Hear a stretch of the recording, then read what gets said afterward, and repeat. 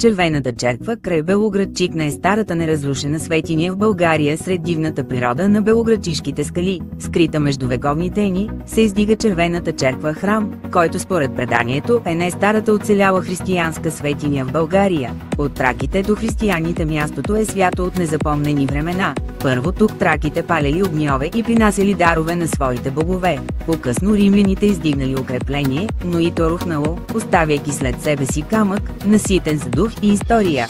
Върху тези древни основи християните построили църква с града с червеникави тухли, сияещи на залез, и хората я нарекли червената. От тогава тя стои непоклатима, пазена от невидима сила.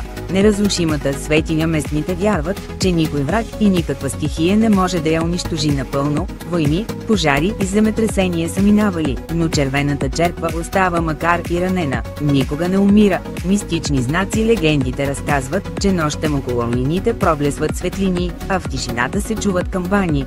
Въпреки че камбана няма, това са, казват хората, гласовете на дъгите, които пазят храма и земята. Лечебна енергия, което се допре до стените и с чисто сърце или вземе шепа пръст от основите, получава здраве и закрила. А молитвата, прошепната тук, се издига побързо от всякъде другаде право към небето. Червената черква не е просто зид и камък, тя е жива памет, в която се преплитат силата